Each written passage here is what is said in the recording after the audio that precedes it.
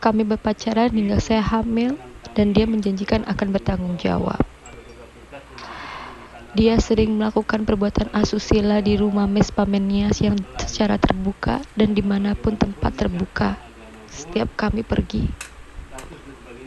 Hingga akhirnya saya hamil dan tanggal 24 April 2020 kami melangsungkan pernikahan secara siri, yang sebenarnya pernikahan siri itu tidak dibolehkan oleh anggota TNI aktif.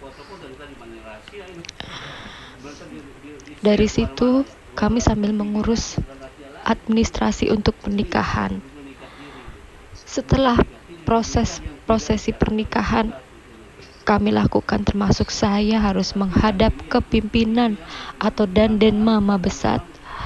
Kami mendapatkan surat izin dan persetujuan yang sudah ditandatangani oleh Dandenma tersebut. Namun, pada tanggal 15 Mei 2020 setelah kami melangsungkan pernikahan secara siri dan seharusnya pada saat itu kami menikah secara negara dan tinggal meminta untuk surat nikah kami, tiba-tiba suami saya dapat telepon bahwa saya adalah keturunan PKI.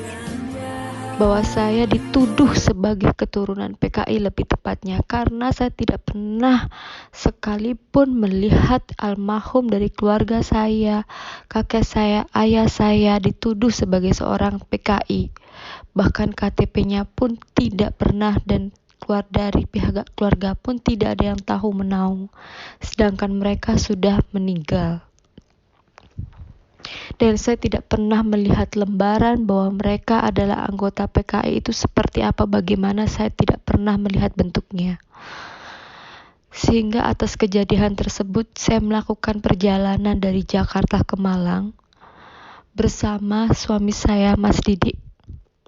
Sehingga saya harus rela kehilangan janin saya pada saat perjalanan. Namun bukannya bersikap lebih baik terhadap saya, suami saya menyalahkan saya dan mulai bersikap kasar. Dan saya harus kehilangan janin saya harus keguguran. Pada saat itu juga saya mendapatkan perlakuan yang tidak menyenangkan dari Kasih Pamop yang ada di Bamsat, yang mengusir saya secara halus dan tidak mengizinkan saya tinggal bersama Didik di rumah mes pamen karena saya bukanlah istri sah. Sehingga saya diusir secara halus karena banyaknya pelaporan yang masuk ke dalam Mabesat. Dia memaksa saya untuk membatalkan pengajuan pernikahan secara militer. Bahkan hal itu dilakukan di tempat umum. Dia mulai mengasari saya secara psikis maupun fisik. Sampai akhirnya hal terduga terjadi, yaitu saya hamil. Saya sekali lagi hamil dan dia memperlakukan saya seperti saya seorang anggota PKI yang saya sendiri saya tidak tahu asal-usul keluarga saya, sedangkan asal-usul keluarga saya pun tidak ada yang merupakan seorang anggota PKI. Sampai pada akhirnya janin itu tidak bertahan setelah saya meminum sebuah ramuan jus yang dibuat oleh Didi, yang saya tidak tahu dicampur oleh apa dengan dia. Setelah saya juga mendapatkan kekerasan dan saya benar-benar diperlakukan seperti binatang. Sampai akhirnya anak saya pun hancur di dalam perut. Saya langsung ditalak dan ditinggal begitu saja hingga kini. Dari situlah saya mulai melawan, karena saya pikir saya ingin lepas. Saya akhirnya memilih untuk melaporkan suami saya ke Dirkumat, tapi saya ditolak. Saya akhirnya memilih untuk melaporkan ke Pomdam Jaya, sehingga Komnas Perempuan lah yang banyak membantu saya untuk berkoordinasi langsung dengan anggota TNI, dengan Panglima langsung pada saat itu. Sehingga kasus saya dapat naik ke Pengadilan Tinggi Militer.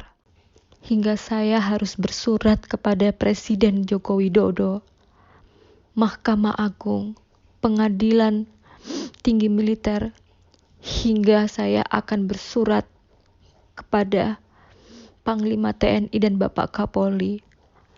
Saya mohon dengan sangat, karena kasus saya pun yang di Polda Metro Jaya hingga kini tidak berjalan sama sekali. Ada surat di mana pernikahan militer saya telah ditandatangani oleh orang yang bukan selain saya.